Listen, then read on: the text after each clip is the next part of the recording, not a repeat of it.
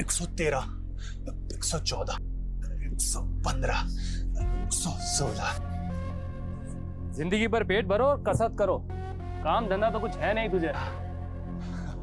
अरे अरे भैया, अच्छा हुआ आप आ गए। हाँ बोल। हम आपसे कहने ही वाले थे, हमने ना एक आर्टिफिशियल ज्वेलरी का मस्त बिजनेस सोचा है। बहुत तगड़ा मार्जिन है, मात्र 20 लाख रुपए का इन्वेस्टमेंट है इसमें। और ये 20 लाख आएगा कहाँ से? अरे भैया, आप तो बैंक के मैनेजर हो, आपके गारंटी पे हमको कोई भी लोन दे देगा। बैकग्राउंड देखा है अपना? जा कोई नौकरी ढूंढ, समझा? अरे सही तो बोल रहा है वो, नर्सिंग का कोर्स करके इतने पैसे फूके हैं, कहीं वार्ड बॉय की नौकरी क्यों नहीं ढूंढ लेते? अरे माँ, वो हमको ना बीमार लोगों से बहुत एलर्जी होता है।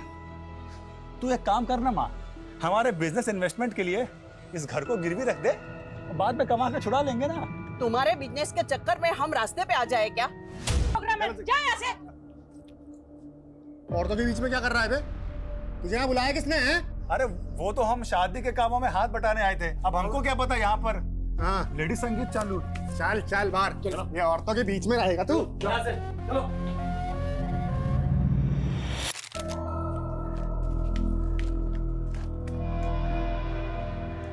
क्या हुआ विष्णु भैया, फूल क्यों?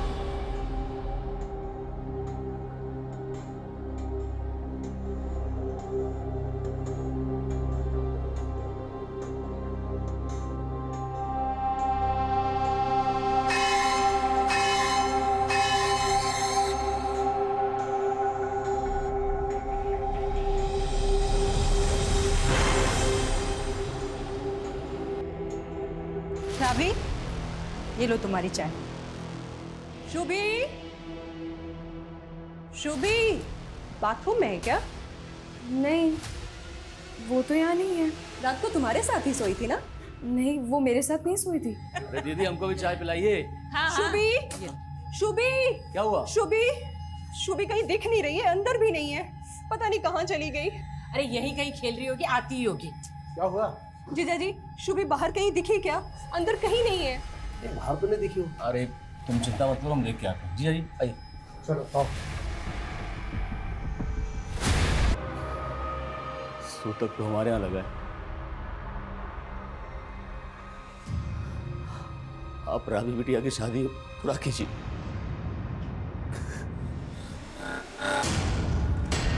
क्या बात है, आज तो रावी की शादी है ना, तो आप सब लोग ऐसे क्यों? कमीनी, तू क्या हमें खून के आंसू रोते देखने आई है? बस कीजिए नीलम भाभी, ये आप क्या बोल रही हैं? हमें तो किरण दीदी ने न्योता दिया था, माना कि हमने खानदान के खिलाफ जाकर वसीम से शादी की, लेकिन हूँ तो आप ही की रिश्तेदार ना। सर, मैंने मोहल्ले के बाहर एक दुकान की फुटेज चेक की है, उसमें शुभी किसी और आदमी के साथ रात को 10 बजे दिखाई दे रही है। सर, इसमें है वो फुटेज। कौन है लड़का? सर, अब तक पता नहीं चला है। लड़का जिस बाइक पर है उसका नंबर भी क्लियर नजर नहीं आ रहा। विष्णु को दिखाओ सर। दिखाया सर, लेकिन विष्णु ने इसे पहचानने से मना कर दिया।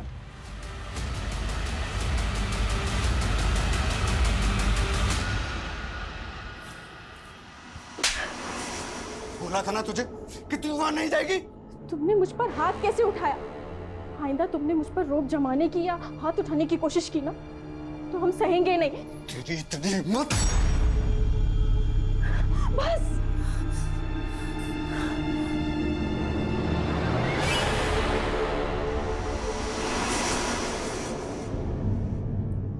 उस रात शुभी इस लड़के से भी मिली थी। कौन है ये? आप जानते हैं इसे? हम इसे नहीं पहचानते।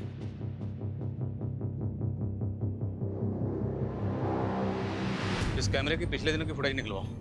हो सकता है वो बाइक वाला लड़का पहले भी इस एरिया में आया। Okay sir.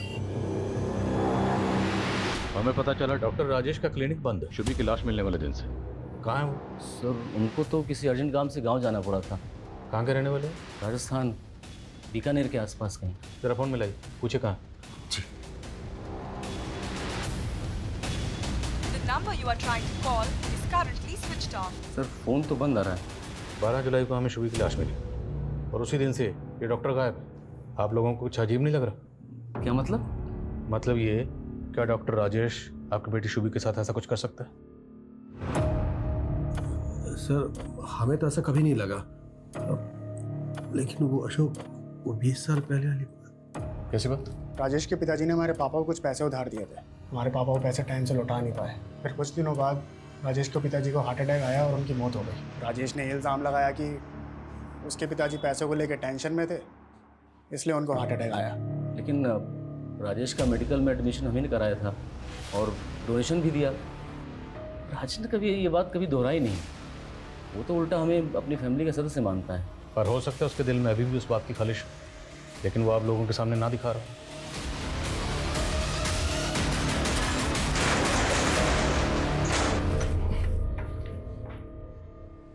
लाइट ऑन करो।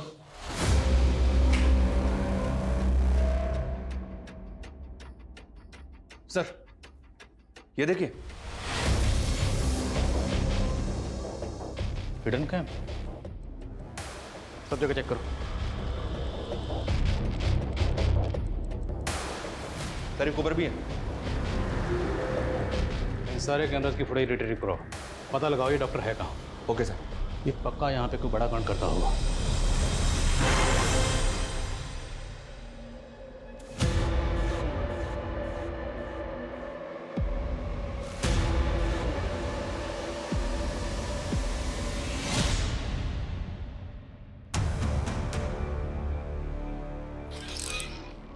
सर उस बाइक वाले लड़के के बारे में तो कुछ पता नहीं चला है, लेकिन डॉक्टर के क्लिनिक में जो हिडन कैमरास थे उनकी फुटेज में एक चौंकाने वाली बात पता चली है। ये देखिए सर।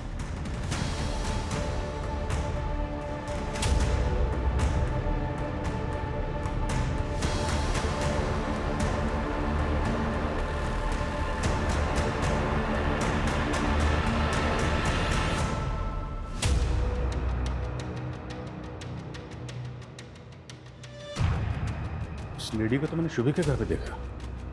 या सर, ये शुभी की चाची है, वानी नाम है इनका। अरे डॉक्टर, ये कहाँ पे है? इसका फ़ोन मुंबई में बंद हुआ है।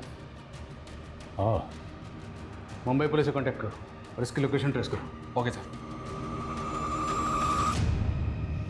सर मेरी वाइफ वानी को बच्चा नहीं हो रहा था, इसलिए हम डॉक्टर राजेश से उसका इलाज करवा रहे थे, लेकिन उस कमीने ने मेरी बीवी को बेहोश। बताऊंगी और आप भी मत बताइएगा प्लीज़। ठीक है, नहीं बताऊंगा। पहले ये बताओ कि इस बच्चे का फादर कौन है। उससे बिना मिले मैं अबॉर्शन नहीं करूंगा। अहमद।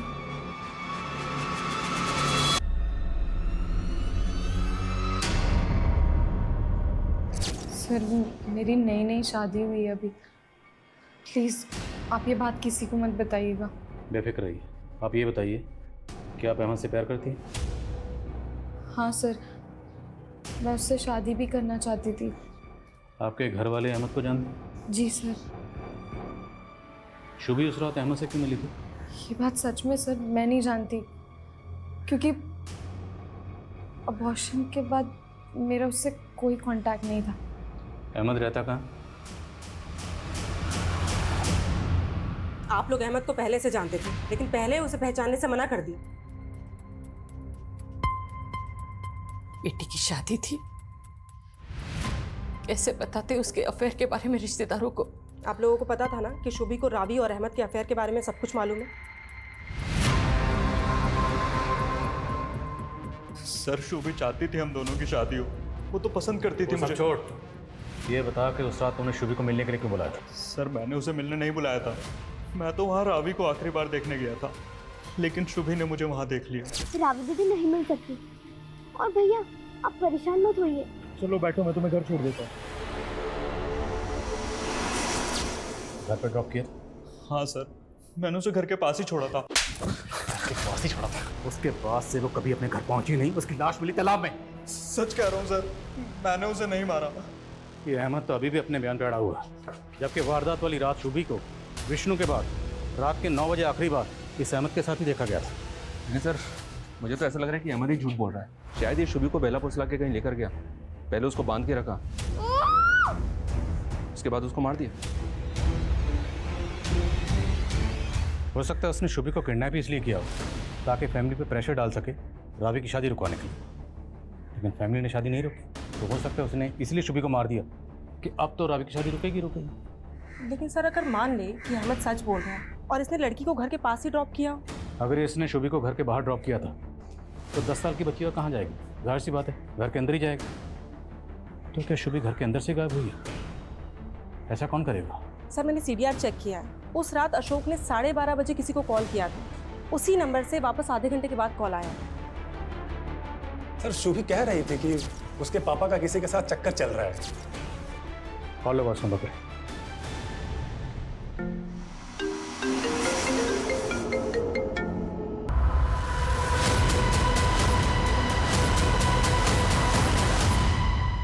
ये सब के सब झूठ बोल रहे हैं। हमें जुर्म साबित करने के लिए पुख्ता सबूतों की जरूरत है।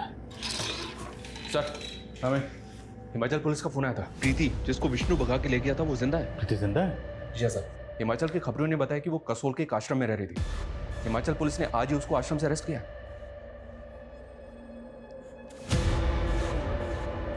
उसकी हालत बहुत खराब थी सर। प्रीति ड्रग एडिक्ट हो चुकी है। पिछले 10 सालों से वो 3-4 स्टेट्स में अपनी ड्रग मंडली के साथ घूम फिर रही थी। मैंने उसका सोशल मीडिया प्रोफाइल चेक किया सर। उसमें तकरीबन 300 फ्रेंड्स हैं और सबके सब नशेड़ी हैं। इसका मतलब है विष्णु बेकसूर है और प्रीति का शुभी के कत्ल से कोई ताल्लुक नहीं। जी हाँ सर, क्योंकि जब प्रीति विष्णु के साथ भागी थी तब तो शुभी पैदा भी नहीं होती। मुझे ऐसा लग रहा है कि शुभी अपने ही परिवार का शिकार बन गई।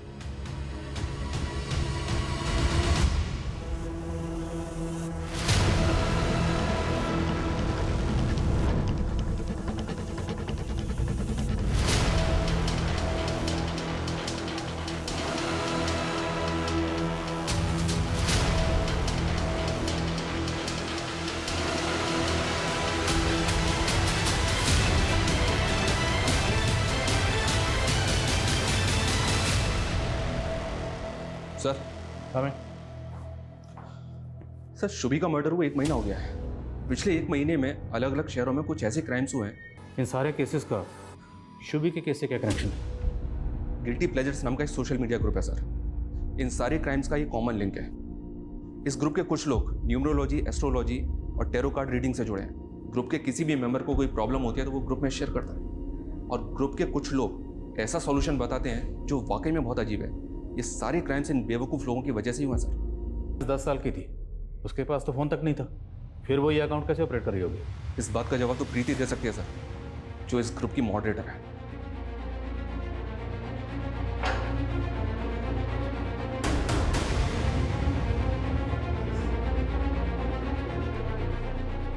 ये शुभी नाम का सोशल मीडिया अकाउंट किसका? कौन ऑपरेट कर रहा था इसे?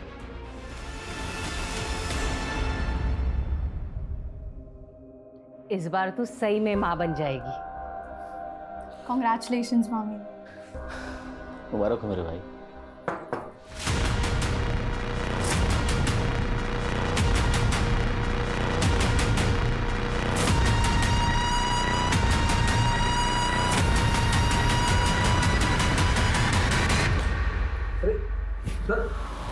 अरे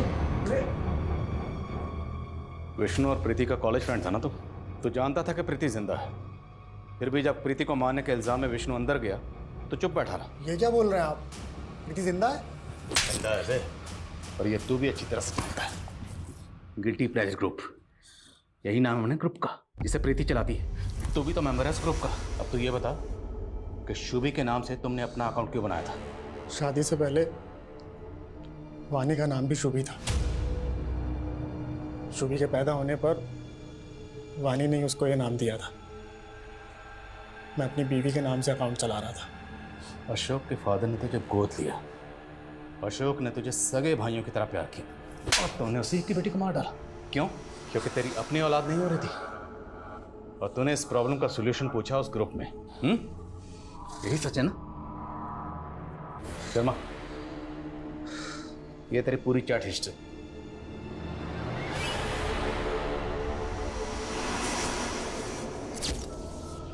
आदमी के अंदर नारी और मैं बच्चा कैसे पैदा कर सकता हूँ? कोई ये बताए मुझे। एक कन्या को मार कर उसका लीवर अपनी बीवी को खिला दे? वो 100% श्योर था। मैं भी एक कन्या की खोज में था। फिर उस रात शुभी हमारे घर आई। वो बहुत परेशान थी, रो रही थी। उसने अपने पापा को जानवी के साथ देख लिया था। मैंने उसको अपने घर पे ही रोक लिया और मैंने सोच लिया था कि इसी का लीवर अपनी बीवी को खिला दूंगा। लेकिन सुबह होते ही सब उसे खोजने लगे तो मैंने उसको बांध दिया। फिर आप लोग इन्वॉल्व हो गए। मैं डर गया। रिचुअल करने के चक्कर में मैं सबकी नज़र में ना आ जाऊं, तो मैंने लीवर खिलाने वाले प्लान को छोड़ दिया। लेकिन मैं डर गए थे, हमें लगा कि उसको पता चलेगा कि इस बार भी हम प्रेग्नेंट नहीं हुए, कि वो किसी और बच्ची को मारकर जबरदस्ती हमें उसका लीवर खिला देगा। तुम्हें अपने पति से डरने के बजाय हमारे पास आना चाहिए था, लेकिन नहीं, तुमने अपने पति का साथ दिया। उसके क्राइम में उसकी भागीदार बन गए तुम।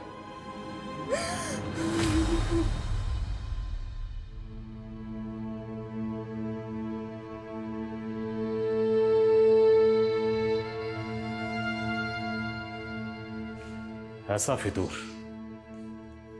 फितूर के सोचते ही रोंगटे खड़े हो जाए। इससे ज्यादा वाहियात क्या होगा कि एक नशा करने वाला नशेड़ी गैंग ऐसा भ्रम फैला रहा था और पढ़े लिखे एजुकेटेड लोग उन पर भरोसा कर रहे थे। इस तरह के सिरफिरे लोग वाकई में सोसाइटी के लिए बहुत बड़ा खतरा है। हैरानी की बात तो यह है कि सोशल मीडिया के जरिए इतने बड़े बड़े क्राइम हो रहे थे। सर, इस सोशल मीडिया ग्रुप के सारे अकाउंट्स अब साइबर सेल की सर्विलेंस में हैं और साइबर सेल इस तरह के और भी अकाउंट्स के बारे में पता कर रहा है।